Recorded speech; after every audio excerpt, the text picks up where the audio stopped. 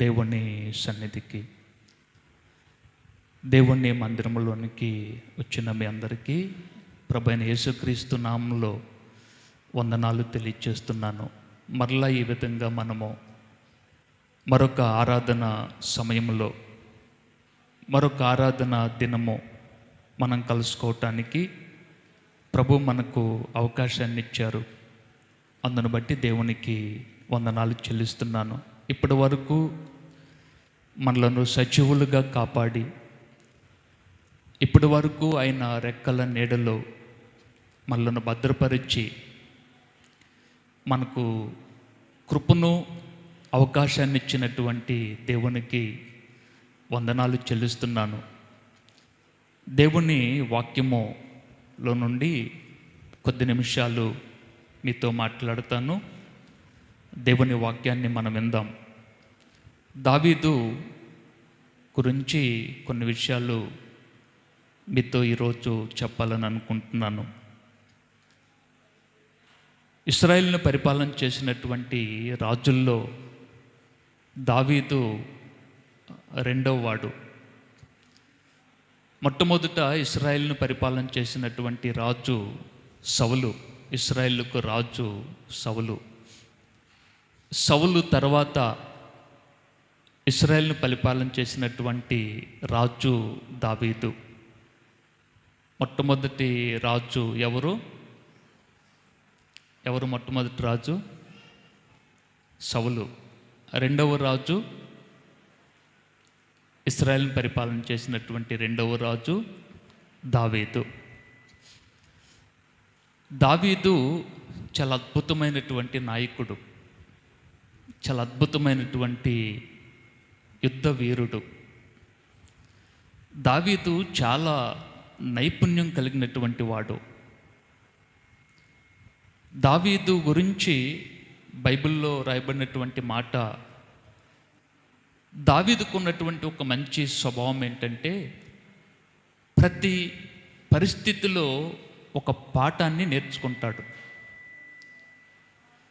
ప్రతి పరిస్థితిలో ఒక పాఠాన్ని నేర్చుకొని దేవునికి ఇష్టడుగా ఉంటాడు దావీదు.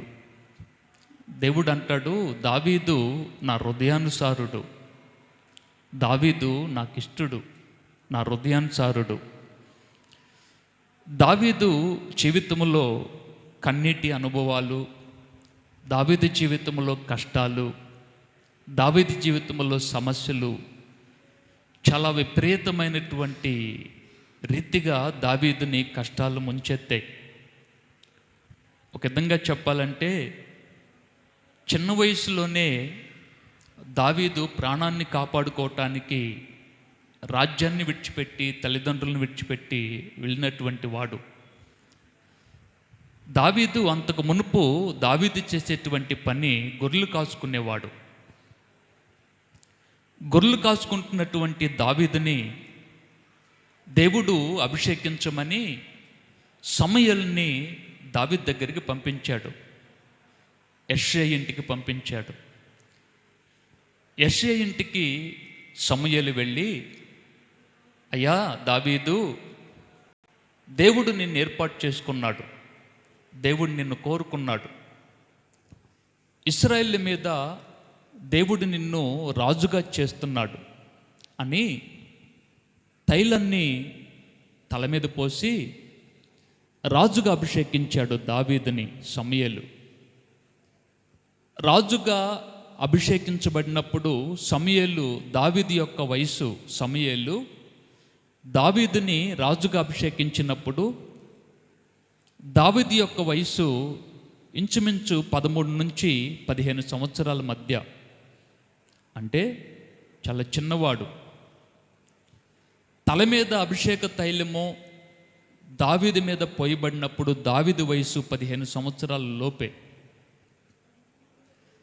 14-15 సంవత్సరాలుగా ఉన్నప్పుడే దావీదు తల మీద దేవుడు అభిషేక తైలాన్ని పోశాడు, రాజుగా ఏర్పాటు చేశాడు. ఆ సంగతి సౌలుకు తెలిసింది. నా తర్వాత నా రాజ్యాన్ని, నా తర్వాత ఈ దేశాన్ని పరిపాలించేది ఎవరంటే దావీదు. కాబట్టి దావీదుని లేకుండా చేయాలి. నేను రాజుగా ఉండాలి, నా కుటుంబం రాజుగా ఉండాలి, నేను యూదాని పరిపాలన చేయాలి, నేను పరిపాలన చేయాలి, నా కుటుంబం పరిపాలన చేయాలి, దావీదు ఉండకూడదు రాజుగా అని దావీదుని సౌలు చంపటానికి ప్రయత్నం చేశాడు. దావీదు ప్రాణాన్ని కాపాడుకోవటానికి సౌలు దగ్గర నుండి, సొంత తల్లిదండ్రుల దగ్గర నుండి, సొంత అన్నదమ్ముల దగ్గర నుండి, దేశముల నుండి పారిపోయాడు దావీదు.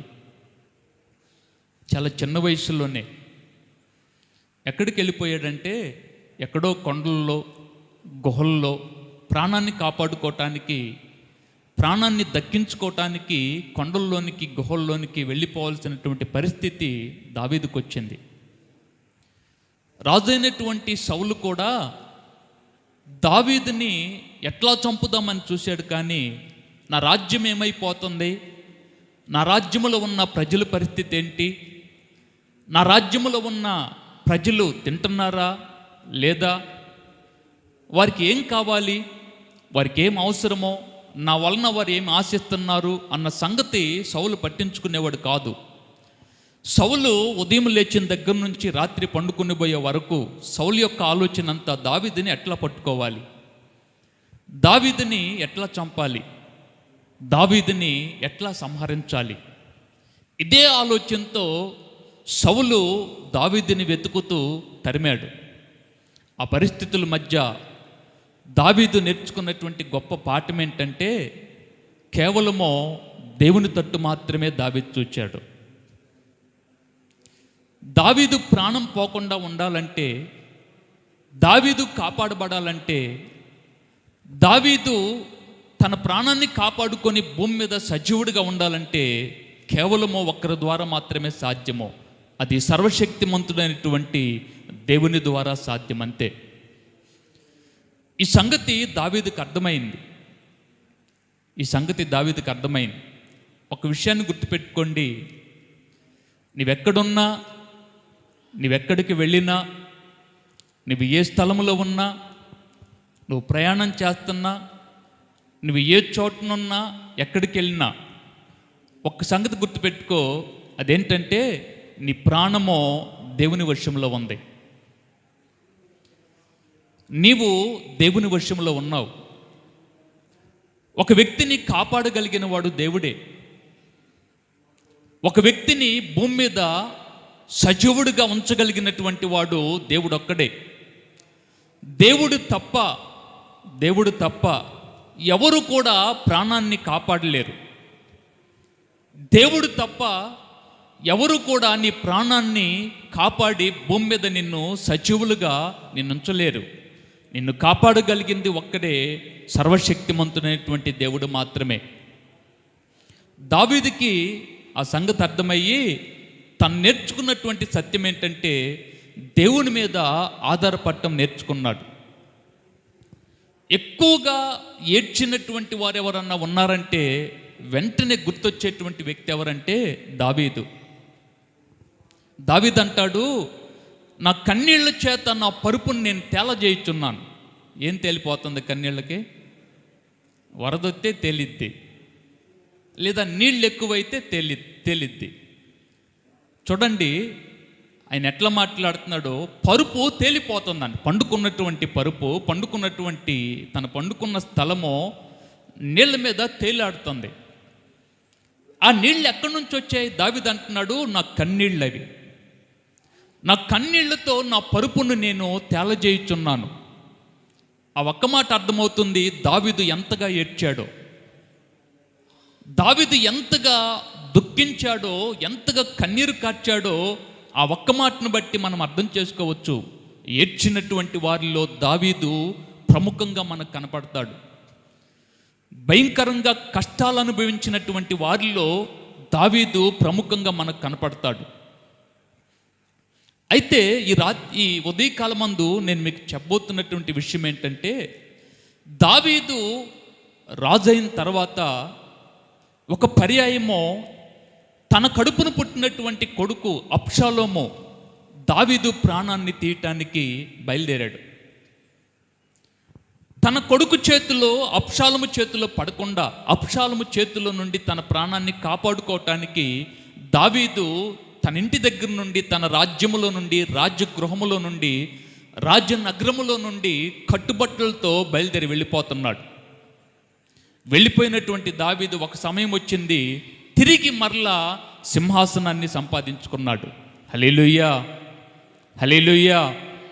ఈరోజు నేను మీకు చెప్పబోతున్న విషయం ఏంటంటే, దావీదు కట్టుబట్టలతో కన్న కొడుకైనటువంటి అబ్షాలోము తనను చంపడానికి ప్రయత్నం చేస్తున్నప్పుడు దావీదు యొక్క భార్యలు, దావీదు యొక్క కుమారులు, దావీదు యొక్క సంతానము బయలుదేరి గృహాన్ని వదిలిపెట్టి, రాజ్యాన్ని వదిలిపెట్టి, తన స్థలాన్ని వదిలిపెట్టి, తను ఉంటున్నటువంటి ప్రాంతాన్ని విడిచిపెట్టి బయలుదేరి బయటికి వెళ్ళిపోయాడు.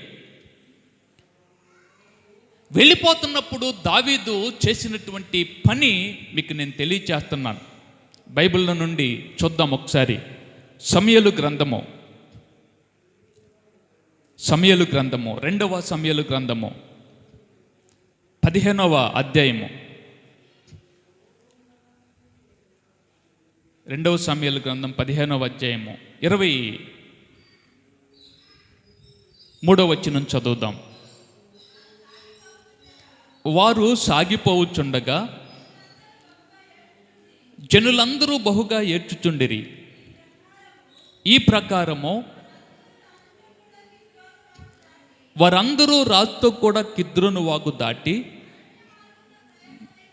అరణ్య మార్గమున ప్రయాణమైపోయిరి.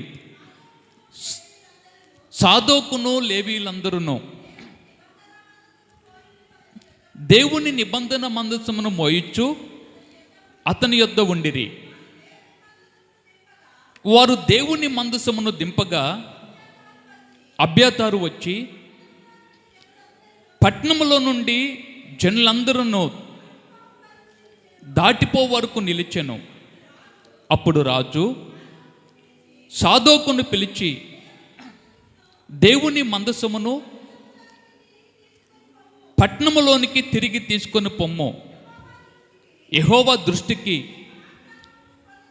నేను అనుగ్రహము పొందిన ఎడల ఆయన నన్ను తిరిగి రప్పించి దానిని తన నివాస స్థానముగా నాకు చూపించును. నీ యందు నాకు ఇష్టము లేదని ఆయన సెలవిచ్చిన ఎడల ఆయన చిత్తము నీ దృష్టికి అనుకూలమైనట్టు నా ఎడల జరిగించుమని నేను చెప్పుదునని పలికి. చాలండి. దావీదు ప్రయాణమై వెళ్తూ వెళ్తూ ఎట్లా వెళ్తున్నాడంటే ఏడుస్తూ వెళ్తున్నాడు. ఎట్లా వెళ్తున్నాడు? ఏడుస్తూ వెళ్తున్నాడు. ఎందుకు ఏడుస్తున్నాడు దావీదు? రాజుగా ఉన్నటువంటి దావీదు దుఃఖానికి కారణం ఏంటి? రాజుగా ఉన్నటువంటి దావీదు ఏడుపుకి కారణం ఏంటి? ఎందుకు ఏడుస్తున్నాడు దావీదు? ఏడుస్తూ వెళ్తున్నాడు దావీదు ఏడుస్తున్నాడు. దావీదుతో కూడినటువంటి జనులందరూ ఏడుస్తూ వెళ్తున్నారు. ఒక విషయం గుర్తుపెట్టుకోనండి, జీవితం ఎప్పుడు కూడా ఒకేలా ఉండదు. జీవిత పరిస్థితులు ఎప్పుడూ ఒక విధంగా ఉండవు. మనం నేర్చుకోవాల్సినటువంటి ఆత్మీయ సత్యం ఏంటంటే, నిన్ను నన్ను సృష్టించిన వాడు సృష్టికర్త అయినటువంటి దేవుడు. ఆయన వశములో మనం ఉన్నామో, ఆయన చేతిలో మనం ఉన్నాం. దావీదు ఈ పరిస్థితుల్లో ఒక ఆత్మీయ పాఠాన్ని నేర్చుకుంటున్నాడు. అదేంటో మీకు చెప్తాను. దావీదు ఏడుస్తూ వెళ్తున్నాడు. దావీదుతో పాటు దావీదుతో కూడా ఉన్నటువంటి ప్రజలు ఏడ్చుకుంటూ ప్రయాణమై బయలుదేరి వెళ్తున్నారు. ఏడుస్తున్నారు, బాగా కన్నీరు కారుస్తున్నారు. లేవీలందరూ వచ్చారు. చివరికి మందసాన్ని కూడా తీసుకొచ్చారు. మందసం తీసుకురాకూడదు, మందసాన్ని కూడా తీసుకొచ్చి మందసాన్ని మోస్తూ దావీదుతో కూడా బయలుదేరారు. యాజకుడైనటువంటి సాదోకు రాజు దగ్గర ఉన్నాడు, దావీదు దగ్గర ఉన్నాడు. మందసము దావీదు దగ్గర ఉంది.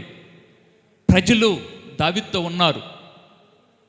ప్రజలు బయలుదేరి వెళ్తుంటే యాజకుడైనటువంటి సాదోకుతో దావీదు అన్నటువంటి మాట ఏంటో తెలుసా? సాదోకు, ఒక మాట చెప్తాను విను. ఏంటంటే, నీవు ఇక్కడే ఆగిపో, నీవు ఇక్కడే ఉండు. లేవీయులారా మీరు ఇక్కడే ఉండండి. దేవుని మందసం ఉండాల్సినటువంటి స్థలం ఇదే. నేను ఎక్కడికి వెళ్తున్నానో నాకు తెలియదు, నేను ఎక్కడ పండుకోవాలో నాకు తెలియదు, నేను ఎక్కడుంటానో నాకు తెలియదు. మీరు ఇక్కడే ఉండండి, మీరు ఇక్కడే ఉండండి, మందసం కూడా ఇక్కడే ఉంచండి. ఒకవేళ దేవుడు నన్ను తిరిగి ఈ దేశానికి తీసుకొని వస్తే నేను వస్తాను. అర్థమైందా దావీదు అంటున్నమాట? ఒకవేళ దేవుడు నన్ను తిరిగి తీసుకొని వస్తే నేను వస్తాను. ఒకవేళ దేవుడు ఈ దేశాన్ని నాకు చూపిస్తే నేను మరలా వచ్చి చూస్తాను. చూపించకపోతే, కిషోర్ వాళ్ళ అమ్మగారు, చూపించకపోతే, దావీదు మాట అర్థమైందా? దేవుడు నన్ను తీసుకొస్తే వెళ్తున్నాడు. యెరూషలేం పట్టణం నుండి, రాజనగరం నుండి, తను ఉంటున్నటువంటి రాజగృహము నుండి విలాసవంతమైన గృహాన్ని విడిచిపెట్టి, విలాసవంతమైన స్థలాన్ని విడిచిపెట్టి, తను విశ్రాంతి తీసుకునేటువంటి ఖరీదైనటువంటి భవనాన్ని విడిచిపెట్టి, బంగారము, డబ్బు, విశాలమైనటువంటి ఖరీదైనటువంటి స్థలాన్ని విడిచిపెట్టి వెళ్ళిపోతున్నాడు. కట్టుబట్టలతో వెళ్ళిపోతున్నాడు. కట్టుబట్టలతో వెళ్తూ కట్టుబట్టలతో బయట అడుగు పెడుతుంటున్నాడు దావీదు. ఒకవేళ దేవుడు నన్ను తిరిగి తీసుకొని వస్తే నేను వస్తాను. సాదోకు అంటున్నాడు దావీదు, ఓ సాదోకు, ఒకవేళ దేవుడు నన్ను తీసుకొని వస్తే నేను మరలా తిరిగి వస్తాను. తీసుకొని రాకపోతే, దాని అర్థం ఏంటి? తీసుకొని రాకపోతే, సమేల్ గారు, తీసుకొని రాకపోతే, ఒకవేళ దేవుడు నాకు చూపిస్తే నేను చూస్తాను మరలా పట్టణాన్ని. ఒకవేళ దేవుడు మరలా నన్ను తీసుకొస్తే నేను వస్తాను. రాకపోతే, తీసుకొని రాకపోతే, ఆ మాట కూడా చెప్పాడు. ఓ దావీదు, నీవంటే నాకు ఇష్టం లేదు, నీవు ఇక్కడ ఉంటావు నాకు ఇష్టం లేదు, నిన్ను సింహాసనం మీద కూర్చోబెట్టవు నాకు ఇష్టం లేదు. ఒకవేళ దేవుడు అంటే దానికి కూడా నాకు ఇష్టమే. చేతులెత్తి దేవునికి వందనాలు చెల్లిద్దామా? దావీదు చూడండి ఎంత పరిపక్వతతో మాట్లాడుతున్నాడు. కట్టుబట్టలతో వెళ్తూ, రాజనగర్ని విడిచిపెట్టి వెళ్తూ, విశాలమైనటువంటి నివాసాన్ని విడిచిపెట్టి, ఖరీదైనటువంటి భవనాలను విడిచిపెట్టి బయటికి వెళ్తూ దావీదు అంటున్నాడు, దేవుడు నన్ను తిరిగి తీసుకొని వస్తే, ఒకవేళ తిరిగి తీసుకొస్తే నేను వస్తాను. ఒకవేళ తీసుకురాకపోతే, ఓ దావీదు, నీవంటే నాకు ఇష్టం లేదు, నీవంటే నాకు అస్సలు ఇష్టం లేదని దేవుడు ఒకవేళ నాతో చెప్తే, దావీదు నువ్వు వద్దు, సింహాసనం మీద కూర్చోబెట్టవు నాకు ఇష్టం లేదు దావీదు, నువ్వు వెళ్ళిపో అని దేవుడు అంటే దానికి కూడా నాకు ఇష్టమే. దావీదు నేర్చుకున్నటువంటి ఆత్మీయ పాఠం ఏంటో తెలుసా? కన్నీటి అనుభవాల్లో పరిస్థితులు తారుమారైనప్పుడు దావీదు నేర్చుకుంటున్న పాఠమో ఆత్మీయ సత్యం ఏంటో తెలుసా? ఆ పరిస్థితిని దేవుని చేతిలో పెడుతున్నాడు. ఆ పరిస్థితిని దేవునికి అప్పగిస్తున్నాడు. ఏది చేస్తాడో ఆయన ఇష్టమో, ఏం చేస్తాడో ఆయన చిత్తమో,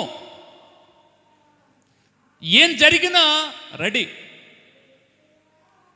దావీదు చూడండి ఎంత మెచ్యూర్డ్గా ఆలోచన చేస్తున్నాడు. ఏది జరిగినా ఓకే, తీసుకొస్తాడా వస్తాను, వద్దు వెళ్ళిపో అంటాడా వెళ్ళిపోతాను, కాదుకూడదు నాకు సింహాసనమే కావాలి, కాదుకూడదు నాకు రాజ్యమే కావాలి, కాదుకూడదు నేను రాజుగానే ఉండాలి అని దావీదు మాట్లాడట్లేదు. అయ్యా నువ్వేం చేస్తావో అది నేను చేస్తాను, నువ్వు నన్ను తీసుకొస్తే నేను వస్తాను, వద్దు వెళ్ళమంటే వెళ్తాను. నీ జీవితంలో కూడా పరిస్థితులు తారుమారుగా ఉన్నప్పుడు, పరిస్థితులు అస్తవ్యస్తంగా ఉన్నప్పుడు నువ్వు నేర్చుకోవాల్సినటువంటి ఆత్మీయ సత్యం ఏంటో తెలుసా? మానవ జీవితమే కొన్నిసార్లు అస్తవ్యస్తంగా మారిపోయింది. నీ పరిస్థితుల్ని నువ్వు ముందుగా ఎస్టిమేషన్ చేయలేవు. రాబోయే దినాల్ని ముందుగా నీవు ఊహించలేవు. రాబోయే పరిస్థితుల్ని ముందుగా నీవు గుర్తుపట్టలేవు. నీకు తెలుసా రేపేం జరిగిద్దో? నీకు తెలుసా నీ బిడ్డల భవిష్యత్తు ఎలా ఉండబోతుందో? నీకు తెలుసా నీ కుటుంబ పరిస్థితి ఎలా ఉండబోతుందో? నీకు తెలుసా నీ ఆర్థిక పరిస్థితి ఎలా ఉండబోతుందో? నీకు తెలుసా నీ కుటుంబ గమ్యము రాబోయే కాలంలో ఎలా ఉండబోతుందో, ఎలా మారబోతుందో నీకు తెలుసా? నీకు తెలుసా ముందు దినాల్లో ఏం జరిగిద్దో నీకు తెలుసా? నీకు అర్థమవుతుందా? నువ్వు నేర్చుకోవాల్సిన సత్యం ఏంటో తెలుసా? పరిస్థితులు ఎలా ఉన్నా, పరిస్థితులు ఎలా మారినా, పరిస్థితులు ఎలా మారుతున్నా, ఎలా ఉన్నా, నువ్వు నేర్చుకోవాల్సిన సత్యము దేవుని చేతిలో నీ పరిస్థితిని పెట్టు. దేవుని చేతిలో నీ పరిస్థితిని పెట్టు. దేవుని చేతిలో నీ కుటుంబాన్ని పెట్టు. దేవుని చేతిలో నీ బిడ్డల భవిష్యత్తుని దేవుని చేతిలో పెట్టు. మార్చగలిగిన వాడు ఆయన. మార్చే శక్తి దేవునికి ఉంది. మార్చే సమర్థుడు ఆయన. అర్థమవుతుందా? క్షణములో, ఒక్క క్షణములో, రెప్పపాటు కాలములో పరిస్థితిని మార్చివేయగలిగిన సమర్థుడు, శక్తిమంతుడు మనం ఆరాధన చేస్తున్నటువంటి దేవుడు. అది ఏదైనా సరే, ఏ పరిస్థితి అయినా సరే, ఎలాంటి పరిస్థితి అయినా, ఎలాంటి సమస్య అయినా, ఎలాంటి ఇబ్బంది అయినా మార్చగలిగినటువంటి దేవుడు ఆయన ఒక్కడే. డాక్టర్ చెప్పాడు ఒక ఆవిడతో, ఎందుకమ్మా డబ్బులు ఖర్చు పెట్టుకుంటావు, ఇంటికి వెళ్ళిపో అన్నాడు. మందే అదేంటండి అట్లా అంటారు, ఇప్పటికీ నాకు 60 లక్షలు అయ్యాయి హాస్పిటల్లో. ఆమె హాస్పిటల్లో ట్రీట్మెంట్ తీసుకుంటుంటే 60 లక్షలు ఖరీదైంది, అప్పటికి ఖర్చు అయిపోయాయి. అంటుంది ఇప్పటికి 60 లక్షలు అయ్యాయి, ఇంటికి వెళ్ళిపోమంటారేంటి ఇప్పుడు? మంది ఇంకా ఇప్పుడు నేను 60 లక్షలు ఖర్చు పెట్టాను, ఇంకా 1 కోటి రూపాయలు ఖర్చు అవని పర్లేదు, ఒకవేళ అంతకంటే రెట్టింపు ఖర్చు అయినా పర్లేదు, నాకు ట్రీట్మెంట్ జరగాలి, నేను హాస్పిటల్లో ఉండాలి. డాక్టర్ అన్నాడు, అమ్మా నీకు బిడ్డలు ఉన్నారు, నీకు పిల్లలు ఉన్నారు, ఎందుకు నీవు అనవసరంగా డబ్బు వేస్ట్ చేసుకుంటావు?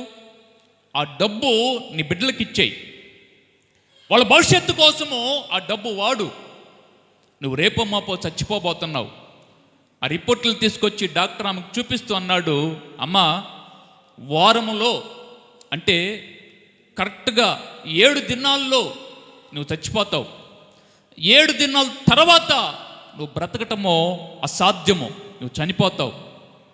7 దినాల్లో నువ్వు చనిపోతావు. నీ డబ్బు వేస్ట్ చేసుకోవటం ఎందుకు, ఖర్చు చేసుకోవటం ఎందుకు, ఇంటికి వెళ్ళిపో అని చెప్పాడు డాక్టర్ గారు. ఇంటికి వెళ్ళిపోని చెప్తే ఆమె ఆలోచన చేసింది, నిజమే కదా, 60 లక్షలు ఖర్చు అయ్యాయి ఇప్పటికీ. ఒకవేళ ఆ డబ్బు ఉంటే నా బిడ్డలకి నేను వాడుకోవచ్చుగా, రేపు నా బిడ్డలు సంతోషంగా ఉంటారుగా, రేపు నా బిడ్డలు ఆనందంగా గడుపుతారుగా అదే డబ్బు ఉంటే అని ఆమె ఏం చేసిందంటే ఒక నిర్ణయం తీసుకుంది, ఇంటికి వెళ్ళిపోదాం అనుకొని ఇంటికి వెళ్ళిపోయింది. ఇంటికి వెళ్ళిపోయి ఆ రిపోర్ట్లు తీసుకొని వెళ్ళింది. ఆమె కాలేజీలో చదువుకుంటున్నటువంటి దినాల్లో చిన్న వయసులో ఒక స్నేహితురాలు ఉండేది, క్రైస్తవ స్నేహితురాలు. ఒకరోజు క్రైస్తవ స్నేహితురాలు ఆమెని చర్చికి తీసుకెళ్ళింది వివాహం కాకముందు. చర్చిలో ఒకరోజు ఆవిడ వాక్యం ఉంది, అదేంటంటే ప్రాణమును కాపాడేవాడు దేవుడే. నీ ప్రాణం పోకుండా, నీ ప్రాణం మంటిపాలు కాకుండా సజీవుడుగా కాపాడగలిగిన వాడు దేవుడొక్కడే అన్న వాక్యము చర్చిలో వింది. ఒకరోజు ఇంటి దగ్గర కూర్చొని ఉంటే సాయంకాలం సమయంలో ఆ సంగతి ఆమెకు జ్ఞాపకం వచ్చింది.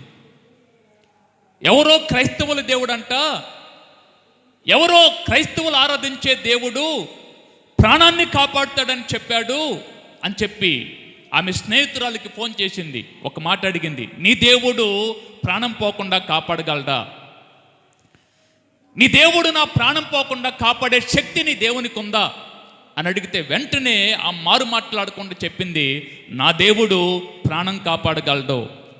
ఎవరన్నా మిమ్మల్ని యేసుక్రీస్తు గురించి అడిగితే మీరు ధైర్యంగా చెప్పాల్సిన మాట ఏంటంటే ఆయన చేయగలడు. ఆమేన్. చేతులెత్తి వందనాలు చెల్లిద్దాం. హల్లెలూయా. చూద్దామండి, ప్రార్థన చేద్దామండి, అవ్వచ్చు అవ్వకపోవచ్చు, ఆ మాట కాదు. నీవు ఆరాధన చేస్తున్న దేవుడు ఎంత గొప్పవాడో తెలుసా? నీవు ఆరాధన చేస్తున్న దేవుడు ఎంత శక్తిమంతుడో తెలుసా? క్షణములో పరిస్థితిని మార్చగలిగిన సమర్థుడు, శక్తిమంతుడు, గొప్ప దేవుడు ఆయన. ఆయన లాంటి వారు భూప్రపంచములో ఎవరూ లేరు. ఆయన లాంటి దేవుడు ఎవరు భూమి మీద కనబడరు. వెతికినా నీవు తరచి చూచినా, నీవెక్కడికి వెళ్ళినా, ఏ స్థలానికి వెళ్ళినా, ఇదిగో ఈలాంటి దేవుడు నీకు కనపడరు. ఆ స్నేహితురాలు చెప్పింది, నా దేవుడు నీ ప్రాణాన్ని కాపాడుతాడు. వెంటనే ఆ రిపోర్ట్లు అవన్నీ తీసుకొని రూమ్లోకి వెళ్ళిపోయి తలుపేసుకొని చాలా సమయం తలుపు తీయలా. భర్త వచ్చి తలుపు కొడుతున్నాడు. ఏం చేస్తున్నావు లోపల? ఎందుకు తలుపు తీయట్లేదు? బయటికి రాని కేకేస్తున్నాడు. తలుపు కొడుతున్నాడు. ఆ మంది, కాదండి నేను ఒక పని మీద ఉన్నాను, తర్వాత తలుపు తీస్తాను, దయచేసి నన్ను పిలవద్దు అని భర్తకు చెప్పింది. కొంత సమయం, ఒక రాత్రి ఒక పగలు రూమ్లోనే ఉంది. రిపోర్ట్లు పెట్టింది. ఆమె ప్రార్థన చేస్తుంది, నా స్నేహితురాలు ఆరాధిస్తున్నటువంటి దేవుడువు నీవైతే, నా స్నేహితురాలు ప్రార్థన చేస్తున్న దేవుడువు నీవు నిజంగా ఉంటే, నీవే నిజమైన దేవుడు అయితే, నీవే ఈ భూప్రపంచములో నిన్ను ఆరాధన చేస్తున్నారు కదా అనేక దేశాల వారు, నిజంగా నీవు ఉంటే నా ప్రాణాన్ని కాపాడు, నేను కూడా నిన్ను నమ్ముకుంటాను. డాక్టర్లు చెప్పారు నువ్వు చచ్చిపోతావు, 7 దినముల లోపు నువ్వు చనిపోతావు అని డాక్టర్లు చెప్పారు. ఆ మోకరించి అడుగుతుంది, నాకు 7 దినాల సమయం ఉంది, 7 దినాల సమయం లోపు నువ్వు నన్ను బ్రతికిస్తే నీ సాక్షిగా నేను బయటికి వెళ్తాను. నువ్వు నన్ను బ్రతికిస్తే నేను నీకు సాక్ష్యం చెప్తాను, సాక్షిగా నేను ఉంటాను. 1 రోజు అయిపోయింది, 2 రోజులు అయిపోయాయి, 3 రోజులు అయిపోయాయి, 4 రోజులు అయిపోయాయి, 5 రోజులు అయిపోయాయి, 6 రోజులు అయిపోయాయి. ఆశలు వదులుకుంది ఆవిడ. లేదు, ఈయన లేడు. నా స్నేహితురాలు చెప్పింది కానీ ఈయన దేవుడు కాదు. నా స్నేహితురాలు నన్ను ధైర్యపరచడానికి చెప్పింది కానీ నిజంగా ఈయన ఉంటే నాతో మాట్లాడేవాడు. ఈయన లేడు అని చెప్పి ప్రార్థన చేయటం మానేసి ఆపేసి సోఫాలో కూర్చొని అలా తల సోఫా కానుకొని కళ్ళు మూసుకుందాను. సడన్గా రూమ్లో శబ్దమైనట్లు చప్పుడైంది. వెంటనే ఈవిడ, నేను తలుపేశాను, రూమ్కి లోపల లాక్ పెట్టాను, శబ్దమవుతుంది, ఎవరు వచ్చారు అని కళ్ళు తెరిస్తే రూమ్ అంతా కూడా తెల్లని కాంతివంతమైనటువంటి దగదగ మెరిసే వెలుగుతో రూమ్ అంతా కూడా నిండిపోయింది. కళ్ళు తెరిచి చూడాలనుకుంది కానీ కళ్ళు తెరవలేకపోతుంది. కళ్ళు తెరవడానికి ప్రయత్నం చేస్తుంది కానీ ఆ వెలుగును చూడలేకపోతుంది. తెరుద్దామనుకుంటుంది కానీ ఆమె వల్ల కాట్ల. అడిగింది, ఏంటిది, ఎక్కడి నుంచి వచ్చింది ఈ వెలుగు, ఈ రూమ్లో ఈ వెలుగు రావడానికి కారణం ఏంటి? పెద్దగా కేక వేసింది. అప్పుడు ఆమె ఎదురుగా ఒక ఆకారం ప్రత్యక్షమైంది. ఆయన చూస్తుంది, ఆవిడ యేసుప్రభుని తన కళ్ళెదురు చూస్తుంది. యేసుప్రభుని అడిగింది, నిజంగా నీవు ఉన్నావని, నీవే దేవుడివని నా స్నేహితురాలు చెప్పింది. నా స్నేహితురాలే కాదు, ఈరోజు ప్రపంచమంతటా నిన్ను ఆరాధన చేస్తున్నారు. ప్రపంచంలో ఉన్నటువంటి దేశాల వారు నీ నామాన్ని పొగుడుతున్నారు, నీ ఉన్నావంటున్నారు. నిజంగా నీవు దేవుడు అయితే ఇదే నాకు చివరి రోజు, నేను చనిపోతానని డాక్టర్లు చెప్పారు. హాస్పిటల్లో ఇంచుమించు 60 లక్షల పైనే నా ట్రీట్మెంట్కి ఖర్చు అయిపోయాయి. బ్రతకను అని డాక్టర్లు సర్టిఫికెట్ ఇచ్చారు. ఇదిగో సర్టిఫికెట్, నువ్వు నన్ను బ్రతికిస్తే బ్రతకను అని ఎక్కడ డాక్టర్లు చెప్పారో ఆ ప్రాంతంలో, ఈ పట్టణంలో నేను నీకు సాక్షిగా ఉంటాను అని చెప్పిందాను. యేసుప్రభు చూచి ఆమె వైపు చూచి నవ్వి మాయమైపోయాడు. ఏం మాట్లాడలేదని ఈమెనుకుంది, యేసుప్రభు కూడా నా మీద కనికరపడలేదు. యేసు ప్రభువుకు కూడా నా మీద జాలి లేదు. నేను చచ్చిపోతున్నాను కానీ అనుకొని లేచి బయటకు వచ్చింది. 7వ రోజు అయిపోయింది, చనిపోలా. 1 నెల అయిపోయింది, చనిపోలా. 2 నెలలు అయిపోయింది, చనిపోలా. ఆశ్చర్యం వేస్తుంది. అయ్యా, నన్ను స్వస్థపరచు అంటే ఏం మాట్లాడలేదు ఆయన. నన్ను స్వస్థపరచు ప్రభు అంటే ఏం చెప్పలేదు. ప్రత్యక్షమయ్యాడు కానీ ఏం మాట్లాడలేదు, అంతే వెళ్ళిపోయాడు. నేనేంటి చనిపోతానని డాక్టర్లు చెప్తే నేను బ్రతికానేంటి? అలానే ఆశ్చర్యపోతూ హాస్పిటల్కి వెళ్ళిపోయింది రిపోర్ట్లు తీసుకొని. హాస్పిటల్కి వెళ్తే ఆ డాక్టర్ గారు చూసి ఆశ్చర్యపోయాడు. ఎప్పుడు చచ్చిపోయిద్దని చెప్పారు? ఎప్పుడు చచ్చిపోయిద్ది అన్నారు? ఎన్ని రోజులు జాన్ గారు? 7 రోజులు. 2 నెలలు దాటిపోయింది. డాక్టర్ చూసి, అదేంటమ్మా నువ్వు బ్రతుకున్నావా అన్నాడు. నువ్వు బ్రతుకున్నావా ఇంకా? వెంటనే ఆమెను తీసుకెళ్ళిపోయి ల్యాబ్లోకి తీసుకెళ్ళిపోయి అన్ని టెస్టులు చేశారు. దేహంలో, రక్తములో, శరీరములో ఎక్కడ ఏ భాగంలో కూడా వ్యాధి అనేది కనపడలేదు ఆవిడికి. హల్లెలూయా, హల్లెలూయా, హల్లెలూయా. ఏ భాగంలో కూడా దేహంలో వ్యాధి అనేది, వ్యాధి యొక్క ఆనవాలు కూడా కనపడలేదు ఆవిడికి. వండర్ వేసింది డాక్టర్లకి. ఎలా సాధ్యం ఇది? ఎలా అయింది ఇది? ఆ డాక్టర్ గారు చెప్పాడు, ఇప్పటికీ కొన్ని వేల మందికి నేను ట్రీట్మెంట్ చేశాను, కానీ నేను వైద్యం ప్రారంభించింది మొదలుకొని ఇప్పటి వరకు ఈ అద్భుతాన్ని నేను ఎప్పుడు చూడలేదు. ఇలాంటి సంఘటన నేను వైద్య విద్య అభ్యసించిన దగ్గర నుండి ఇప్పటి వరకు నేను వినలేదు. ఏం జరిగింది అన్నాడు. అప్పుడు ఆవిడ చెప్పింది, ప్రభువైన యేసుక్రీస్తు గురించి ప్రత్యక్షమైనటువంటి ఆ సందర్భాన్ని ఆ డాక్టర్ గారికి చెప్పిందని. అదే క్షణం, అదే సమయంలో డాక్టర్ గారు కూడా యేసుక్రీస్తుని నమ్ముకున్నాడు. హల్లెలూయా, హల్లెలూయా. చనిపోయిద్దని అనుకున్నారు, బ్రతికింది. ఈ ఉదయకాలం ముందు నేను మీకు చెప్పే విషయం ఏంటో తెలుసా? అస్తవ్యస్తంగా ఉన్న నీ పరిస్థితుల్లో మార్పు తీసుకురాగలిగిన వాడు దేవుడు ఒక్కడే. ఏ గురి గమ్యం లేనటువంటి నీ పరిస్థితుల్లో, నీ కుటుంబంలో, నీ బిడ్డల జీవితాల్లో మార్పు తీసుకురాగలిగిన శక్తి దేవునికే ఉంది. ఆయనకు అసాధ్యమైంది ఏది లేదు. ఆయనకి చేతకానిదంటూ ఏది లేదు. ఆయన చేయనిదంటూ, ఆయనకి వల్ల కానిదంటూ ఏది లేదు.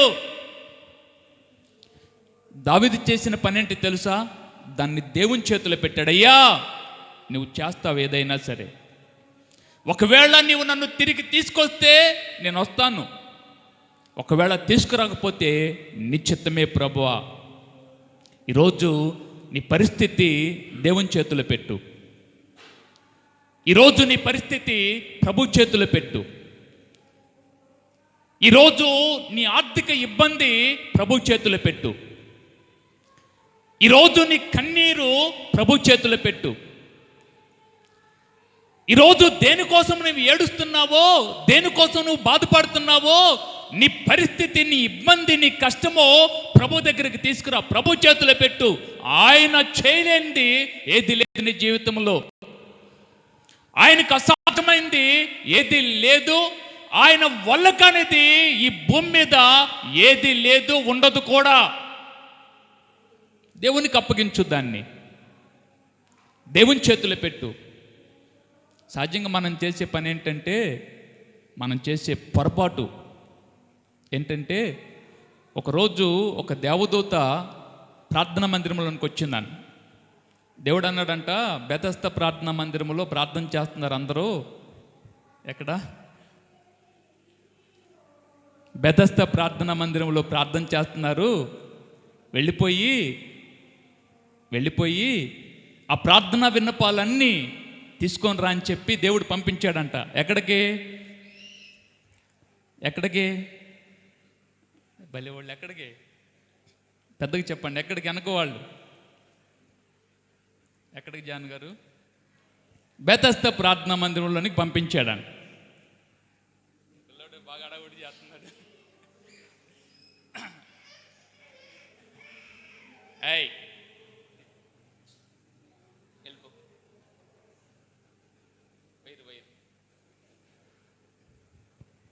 ఇటువైపునండి.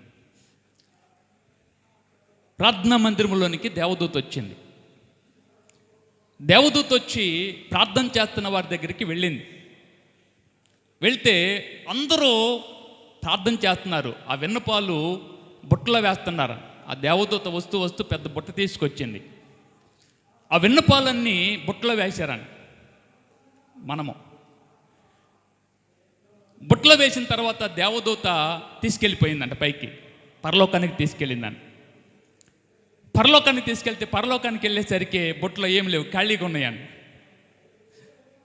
ప్రభు అడిగాడంట, నీవు మందిరంలోకి వెళ్ళావు కదా, ప్రార్థన విన్నపాలు తీసుకురమ్మని పంపించాను కదా, ఏంటి ఖాళీగా వచ్చావు, ఏమి లేవు అన్నాను. అయ్యా ప్రార్థన చేశారు, ప్రార్థన చేసి విన్నపాలన్నీ బుట్టలో వేశారు అని చెప్పింది దేవదూత. మరి ఏంటి ఖాళీగా ఉంది బుట్ట అని అడిగితే, అయ్యా వేశారు కానీ మళ్ళీ తీసుకున్నారు, వేశారు మళ్ళా వేసిన వాళ్ళు తీసుకున్నారంట. అదేంటి అన్నాడని. అయ్యా వేశారు కానీ చేస్తున్నారు కానీ మీరు కాదులేని మిమ్మల్ని కాదు చెబుతున్నా, చేస్తున్నారు కానీ నువ్వు చేయగలవని పరిస్థితిని మార్చగలవని నమ్మట్లేదు వాళ్ళు. ప్రార్థన అయితే చేస్తున్నారు. చాలాసార్లు మనం చేసే పొరపాటు ఏంటి తెలుసా? దేవుని గురించి నీకు బాగా తెలుసు, దేవుని గొప్పతనం బాగా తెలుసు, దేవుని యొక్క ఘనమైన కార్యాలు ఎలా ఉంటాయో నీకు బాగా తెలుసు, దేవుని గురించి తెలుసు. కానీ మనం చేసే తప్పేంటంటే దేవుడు నా జీవితంలో చేస్తాడు అని మనం నమ్మం. చేశాడు అని నమ్ముతాడు కానీ నాకు చేస్తాడు అన్న నమ్మకము, విశ్వాసము చాలా పర్యాయాలు మనం కోల్పోతాం. ప్రార్థన అయితే చేస్తాం కానీ విశ్వాసం ఉంచం. ప్రార్థన అయితే చేస్తాం కానీ నమ్మం. అడుగుతాం కానీ దేవుడిది చేయగలడు, నాకు చేస్తాడు, ఆయనకు అసాధ్యమైంది కాదు అని నమ్మం. చాలాసార్లు మన విశ్వాసానికి, మన ఆత్మీయ జీవితానికి మనం చాలా దూరంగా ఉంటాం. అందుకనే చాలాసార్లు కార్యం మనం చూడం. నీ జీవితంలో కార్యం జరగాలంటే, నీ జీవితంలో అద్భుతం జరగాలంటే, నీ జీవితంలో గొప్ప కార్యాలు చూడాలంటే, ఒక విధంగా చెప్పాలంటే, నువ్వు ఏం అడుగుతున్నావో అది నీ జీవితంలో నువ్వు చూడాలంటే తప్పనిసరిగా నీ దేవుని మీద అచంచలమైనటువంటి విశ్వాసాన్ని కలిగి ఉండు. చిన్న బిడ్డలాగా నమ్ము, చిన్న బిడ్డలాగా దేవుని మీద నమ్మకం పెట్టుకో, విశ్వాసం పెట్టుకో. దేవుడు నీ జీవితంలో ఏదైనా చేస్తాడు. ఆమేన్. దావీదు చేసింది అదే. అన్ని కోల్పోయిన దావీదు, సింహాసనాన్ని కోల్పోయిన దావీదు మరలా తిరిగి సింహాసనం మీద కూర్చున్నాడు వచ్చి. దానికి కారణమో ఆ పరిస్థితిని దేవుని చేతిలో పెట్టాడు, ఆ ఇబ్బందిని దేవుని చేతిలో పెట్టాడు, ఆ కష్టాన్ని దేవుని చేతిలో పెట్టాడు. ఆ ఇబ్బంది, తనకున్న కన్నీటి అనుభవాన్ని తీసుకెళ్ళిపోయి ప్రభు చేతిలో పెట్టాడు. అందుకని తిరిగి దేవుడు మరలా యెరూషలేముకి తీసుకొచ్చాడు, రాజ్యానికి తీసుకొచ్చాడు, పోగొట్టుకున్న సింహాసనాన్ని మరలా దావీదుకి ఇచ్చాడు. ఇది మొదటిది. మరొక విషయాన్ని చూద్దాం. దావీదు జీవితంలో నేర్చుకున్నటువంటి రెండవ ఆత్మీయ సత్యము, ఆత్మీయ పాఠము ఇప్పుడు 16వ అధ్యాయంలోనికి వద్దాం. 5వ వచనం, 16వ అధ్యాయము 2వ సమూయేలు గ్రంథం 5వ వచనం. రాజైన దావీదు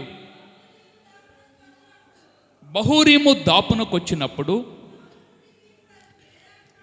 సౌలు కుటుంబీకుడకు గేరా కుమారుడైన షిమియను ఒకడు అచ్చటి నుండి బయటికి వచ్చెను.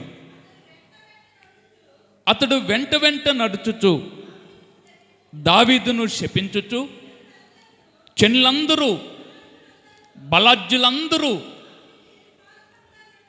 దావీదు ఇరుపార్శ్వములు ఉండగా రాజైన దావీదు మీదను అతని సేవకులందరి మీదను రాళ్ళురువుచూ వచ్చెను. ఈ షిమి నరహంతకుడా, దుర్మార్గుడా, చీపో చీపో, నీ వేలవలనని నీ వెళ్ళగొట్టిన సౌలింటి వారి హత్యను యెహోవా నీ మీదకి రప్పించి, యెహోవా నీ కుమారుడైన అబ్షాలోము చేతికి రాజ్యమును అప్పగించి ఉన్నాడు.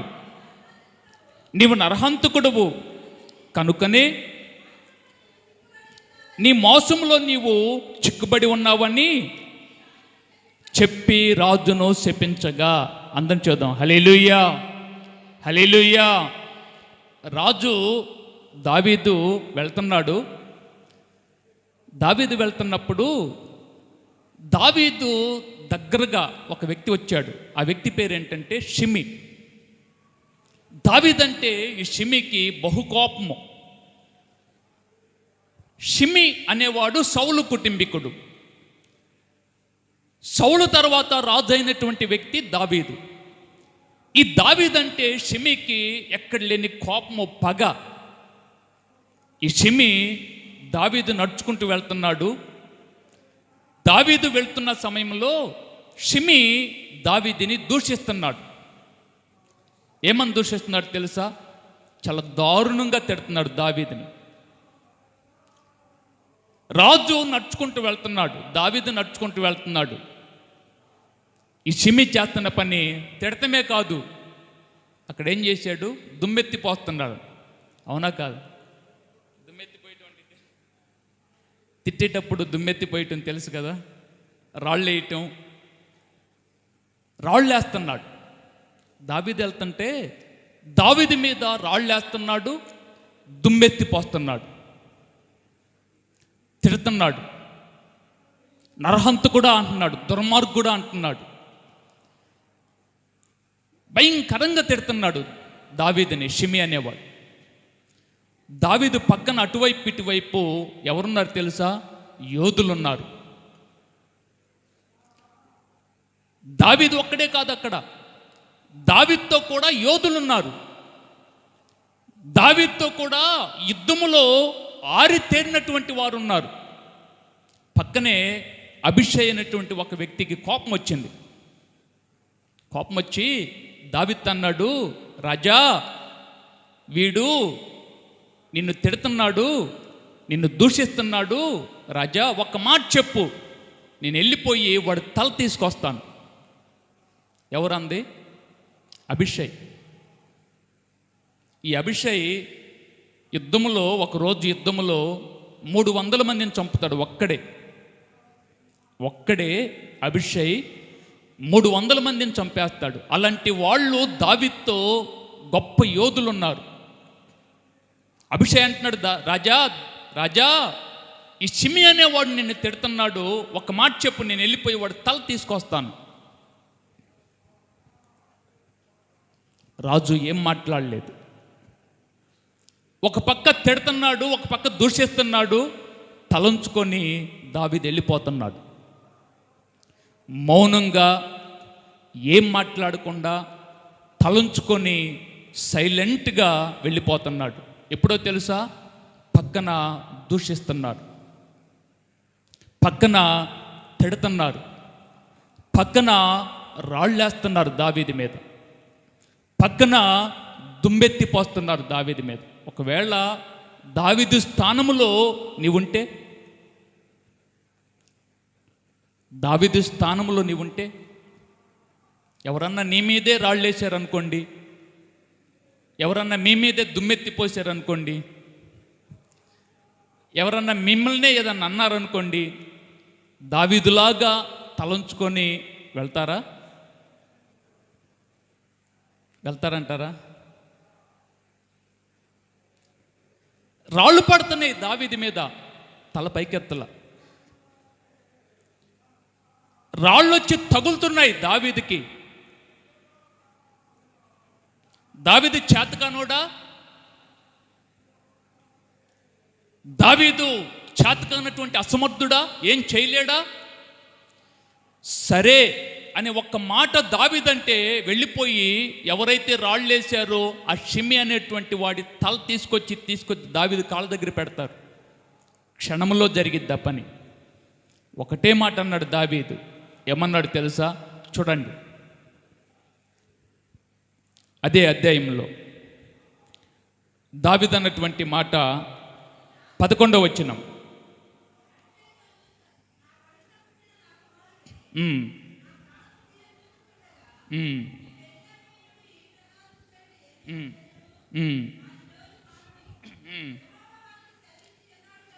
యెహోవా వానికి సెలవిచ్చి ఉన్నాడు గనుక వాణ్ణి శపింపనీయుడి. యెహోవా నా శ్రమను లక్ష్యపెట్టినేమో,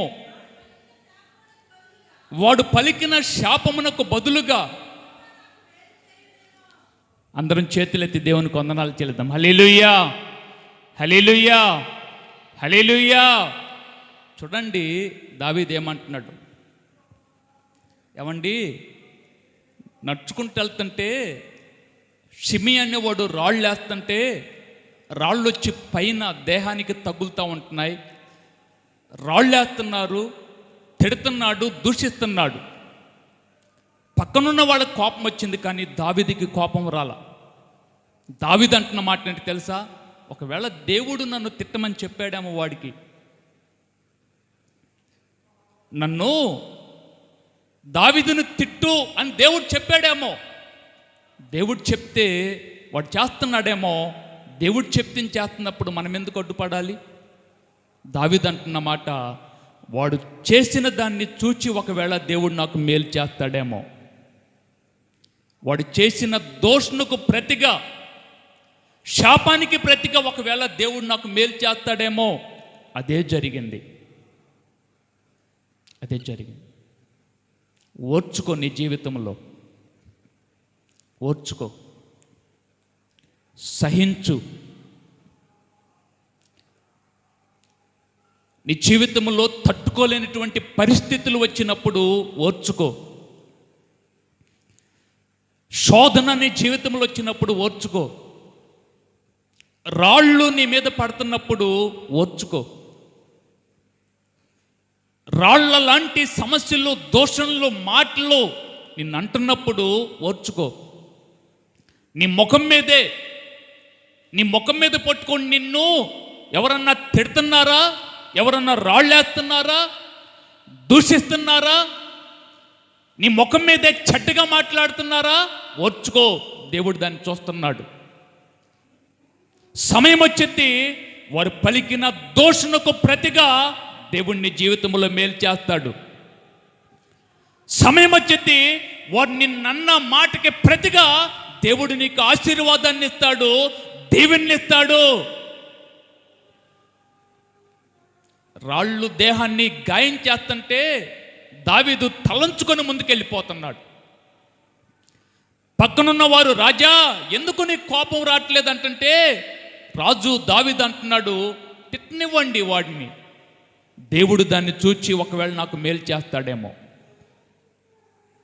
నీ జీవితంలో పరిస్థితులు నీకు అగమ్యగోచరంగా కనపడుతున్నప్పుడు ఓర్చుకో, సహించు.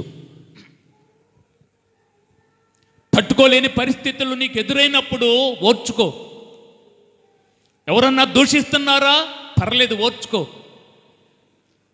ఎవరన్నా అన్యాయంగా నిన్ను తిడుతున్నారా, పర్లేదు ఓర్చుకో. ఎవరన్నా నీ మీద నిందలేస్తున్నారా, పర్లేదు ఓర్చుకో.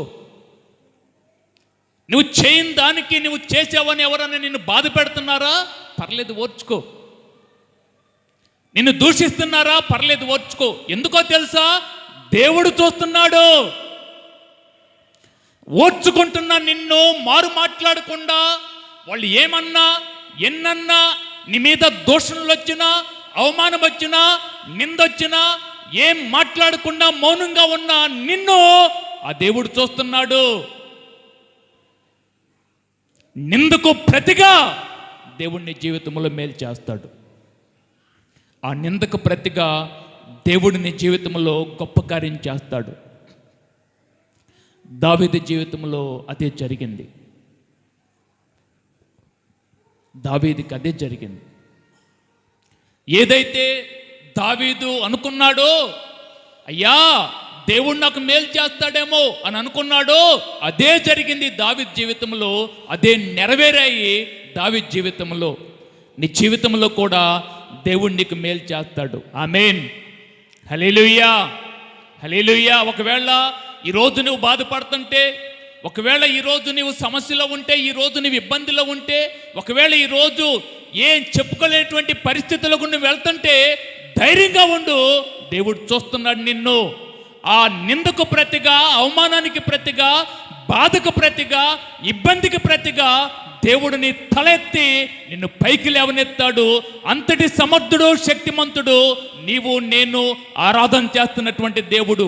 ఆయన రాయి కాదు, విగ్రహము కాదు, మాట్లాడలేని వాడు కాదు, మౌనంగా ఉండే దేవుడు కాదు, చూచి చూడనట్టు పోయే దేవుడు కాదాయన, పట్టించుకోకుండా ఉండే దేవుడు కాదాయన, నాకెందుకులే అని అనుకునేవాడు కాదాయన, కాదు, మనుషుల్లాంటి మనస్తత్వం కాదాయింది. ఇంకొక విధంగా చెప్పనా, నీ కొడుకు లాంటి మనస్తత్వం కాదాయింది. లేక నిన్ను దూషించే, ప్రేమించకుండా దూషించే వారిలాంటి మనసు కాదాయన. నీ కళ్ళ ముందు, నీ ముఖం మీద నిన్ను పొగిడి పక్కకెళ్ళిపోయిన తర్వాత నీ మీద చెడ్డగా మాట్లాడే అలాంటి మనసు కాదాయింది. అలాంటి వాడు కాదాయన. ఆయన ఎలాంటి వాడో తెలుసా? నీ కోసము నా కోసము తన ప్రాణాన్ని బలిగా ఇచ్చినటువంటి దేవుడు. ఆ దేవుడు నిన్ను పట్టించుకుంటాడు. ఆ దేవుడు నీకు మేలు చేస్తాడు. ఆ దేవుడు నీకు సహాయం చేస్తాడు. ఆ దేవుడు నిన్ను ఆదుకుంటాడు. వెళ్ళిపోయిన దావీదుని మరలా తీసుకొచ్చి సింహాసనం మీద కూర్చుండబెట్టిన దేవుడు నీ జీవితంలో పోగొట్టుకున్న దాన్ని మరలా నీకు ఇస్తాడు. ఆమేన్. నువ్వు కోల్పోయిన దాన్ని, నువ్వు పోగొట్టుకున్న దాన్ని మరలా ఇవ్వగలడు. ఇవ్వటానికి శక్తిమంతుడైన, సమర్థుడైన, గొప్ప దేవుడైన ఆ దేవుని దగ్గర మనం ఉన్నాం. ఆ దేవుని దగ్గరికి నువ్వు వచ్చావు. ఆ దేవునికి నువ్వు ప్రార్థన చేస్తున్నావు. ఆ దేవునికి నువ్వు మొరపెడుతున్నావు. వినే దేవుడు, ఆలకించే దేవుడు, ప్రత్యుత్తరం ఇచ్చే దేవుడు అయినా ఆయన దగ్గర మనం ఉన్నాం. ఎందుకు భయపడాలి? ఎందుకు బాధపడాలి? ఎందుకు కంగారు పడాలి? ఎందుకు దిగులు పడాలి? ఎందుకు చింతపడాలి? ఎందుకు నాకు లేదని మనం ఏడవాలి? ఆయన చూసుకుంటాడన్ని. వెళ్తూ వెళ్తూ దావీదు అంటున్నాడు, ఒకవేళ దేవుడు నన్ను తిరిగి తీసుకొస్తే నేను వస్తాను, లేదా వెళ్తాను. దేవుని చేతిలో పెట్టాడు. రాళ్ళేస్తుంటే దావీదు అంటున్నాడు, తిట్టనివ్వండి, దేవుడు నాకు మేలు చేస్తాడు. అదే జరిగింది దావీదు జీవితంలో. ఎందుకు భయపడాలి? నువ్వెందుకు కంగారు పడాలి? ఎందుకు కృంగిపోవాలి? లేదు, మనం ఆరాధన చేస్తున్న దేవుడు నిన్ను ఉన్నతమైన స్థితిలోనికి తీసుకెళ్లే దేవుడు. హల్లెలూయా, హల్లెలూయా. ఆ దేవుని సన్నిధిలో మనం ఉన్నాం. అందరము ఆ దేవుని వైపు మనం చూద్దాం, మోకరిద్దాము, తల్ల వంచుదాము. ఈ మధ్యాహ్నకాల సమయమందు సర్వశక్తిమంతుడైనటువంటి దేవుని సన్నిధిలో నీవు ఉన్నావు. ఒక్క నిమిషం కళ్ళు మూసి ఆ ప్రభు వైపు మనం చూద్దాం. కళ్ళు మూసి దేవుని తట్టు మనం తిరుగుదాం. సహోదరి, సహోదరుడా, ఈ ప్రత్యేకమైన సమయంలో దావీదు ఏడుస్తూ వెళ్తున్నాడు. రాజ్యాన్ని విడిచిపెట్టి, సింహాసనాన్ని విడిచిపెట్టి, సింహాసనం మీద నుండి దిగి దావీదు వెళ్ళిపోతున్నాడు. సాదోకుతో, యాజకుడైన సాదోకుతో దావీదు అంటున్నాడు, ఓ సాదోకు, ఒకవేళ దేవుడు మరలా నన్ను తీసుకొస్తే నేను వస్తాను. దేవుడు మరలా ఈ పట్టణాన్ని నాకు చూపిస్తే నేను చూస్తాను. ఒకవేళ దేవుడు నన్ను తిరిగి నా రాజ్యానికి తీసుకొస్తే నేను వస్తాను. ఒకవేళ ఓ దావీదు నీవంటే నాకు ఇష్టం లేదు అని దేవుడు చెప్తే దానికి కూడా నేను సిద్ధమే. అమ్మా, అయ్యా, నువ్వు చెప్పగలవా ఈరోజు? అయ్యా, నా పరిస్థితిని నేను నీ చేతుల్లో పెడుతున్నాను నాయన, నా పరిస్థితిని నీ చేతుల్లో పెడుతున్నాను ప్రభువా. ఎవరు మార్చగలరు దీన్ని? దావీదుకు తెలుసు దేవుడు చేయగలడని. అందుకని దావీదు అంటున్నాడు అభిషయ్తో, అభిషయ్ వాడిని దూషించనివ్వు, దేవుడు నాకు తిరిగి మేలు చేస్తాడు, దేవుడు దాన్ని లక్ష్య పెడతాడు, చూస్తాడు. అమ్మా, నీ దేవుడు గొప్పవాడు, నీ దేవుడు శక్తిమంతుడు, నీ పరిస్థితిని మార్చగలిగిన దేవుడు ఆయన. నీ పరిస్థితుల్లో మార్పు తీసుకురాగలిగిన సమర్థుడు ఆయన. ఈరోజు ఆయన తట్టు తిరుగుదాం మనము, ఆయన వైపు చూద్దామా మనము? చిన్న ప్రార్థన చేద్దాం ప్రభు దగ్గర. యేసయ్యా, ఇదిగో నా పరిస్థితిని చేతుల్లో పెడుతున్నాను నాయనా, నా కుటుంబాన్ని నీ చేతుల్లో పెడుతున్నాను ప్రభువా, నా బిడ్డలను నీ చేతుల్లో పెడుతున్నాను అయ్యా. ఏం జరిగిద్దో అని భయపడుతున్నావా? ఏం జరుగుతుందో అని కంగారు పడుతున్నావా? ఏమైద్దో అని అనుకుంటున్నావా? లేదు లేదు, నీ జీవితంలో దేవుని అనుమతి లేకుండా, దేవుని చిత్తము లేకుండా ఏది నీ జీవితం మీదకి రాదు. ఏది నిన్ను ముట్టుకోలేదు, ఏది నీ బిడ్డను ముట్టుకోలేదు, ఏది నీ బిడ్డను ముట్టుకోలేదు, ఏది నీ కుటుంబాన్ని ముట్టుకోలేదు. ఆయన అనుమతి లేకుండా దేవుని చేతుల్లో పెట్టే ఆ పరిస్థితి. నీవెందుకు కృంగిపోయేది? నీవెందుకు దిగులు పడేది? నీవెందుకు బాధపడేది? నీవెందుకు కంగారు పడేది? దేవుని చేతులు పెట్టు, దేవుని చేతులు పెట్టు. ఆయన నీకు మేలు చేస్తాడు, ఆయన నీకు సహాయం చేస్తాడు, ఆయన నీకు ఉపకారం చేస్తాడు. ఆయనే నీ సహాయకుడు. ప్రార్థన చేద్దామా? చిన్న ప్రార్థన చేయి ప్రభు దగ్గర. యేసయ్యా, ఇదిగో నా పరిస్థితి, ఎవరు మార్చలేరు నీవు తప్ప, ఎవరు మార్చలేరు నీవు తప్ప, ఎవరికి సాధ్యం కాదు. ప్రభువా, నన్ను విడిపించయ్యా, నాకు సహాయం చెయ్యి, నన్ను ఆదుకో ప్రభువా అని ప్రార్థన చేద్దాం. ప్రార్థన చేద్దాం. పరిశుద్ధుడు అయిన తండ్రి, మంచి యేసయ్యా, మీకు వందనాలు స్తోత్రాలు చెల్లిస్తున్నాను నాయన. అయ్యా, ఈ ఉదయకాలమందు మీ సన్నిధిలో మేము ప్రార్థన చేస్తున్నాం ప్రభు.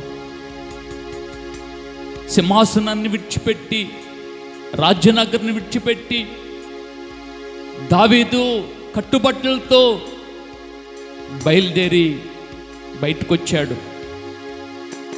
ఒక సమయం వచ్చింది, ఒక కాలం వచ్చింది, మరలా దావీదును తిరిగి తీసుకొచ్చి సింహాసనం మీద కూర్చోబెట్టావు. తిరిగి తీసుకొచ్చి రాజ్యాన్ని అప్పగించావు ప్రభా. అవును, మా పరిస్థితులు ఏవైనా మార్చగలిగిన దేవుడవు నీవు. మా బ్రతుకులు ఏవైనా అద్భుతం చేయగలిగిన దేవుడవు నీవు. అయ్యా, ఈ ఉదయకాలమందు నీ బిడ్డలను మీ చేతులకు అప్పగిస్తున్నాను ప్రభు. నీ బిడ్డలను జ్ఞాపకం చేసుకోండి, జ్ఞాపకం చేసుకోండి దేవా. నీ బిడ్డల కుటుంబాల్లో దేని కొరకు వారు ఏడుస్తున్నారో, కన్నీరు కారుస్తున్నారో, దేని కొరకు వారి జీవితంలో అంగలారుస్తున్నారో, అయ్యో ఏంటి పరిస్థితి అని అనుకుంటున్నారో జ్ఞాపకం చేసుకో. దావీదుకు మేలు చేసినట్లు నీ బిడ్డలకు మేలు చేయండి. దావీదును జ్ఞాపకం చేసుకున్నట్లు నీ బిడ్డలను జ్ఞాపకం చేసుకోండి. దావీదుకి సహాయం చేసినట్లు నీ బిడ్డలకు సహాయం చేయండి నాయనా. ఈ ఉదయకాలమందు, ఈ ఆరాధన సమయంలో పాల్గొన్న నీ బిడ్డలను మీ చేతులకు అప్పగిస్తున్నాను. బలపరిచి మేలు చేయమని వారిని మీ చేతులకు అప్పగిస్తూ, దావీదును కాపాడి దావీదును సంరక్షించి పోగొట్టుకున్న సింహాసనాన్ని మరలా ఏ విధంగా దావీదుకి ఇచ్చావో అట్లా నీ బిడ్డలను దర్శించి రాబోయే దినాల్లో రాబోయే కాలములో మేలు చేయమని వారిని మీ బలిష్టమైన చేతులకు హస్తాలకు అప్పగిస్తూ యేసుక్రీస్తు నామం పేరట ప్రార్థన చేస్తున్నాను తండ్రి. ఆమేన్, ఆమేన్. మంచిది, అందరము కూర్చుందాము. మరి ప్రభు శరీరము రక్తమును తీసుకుందాము. ఎవరు బల్లలో చేయి వేస్తున్నారో అందరం కళ్ళు మూసుకొని ఉందాము. వారు మాత్రమే లేచి నిలబడండి. ప్రభు బల్లలో చేయి వేస్తున్నటువంటి వారు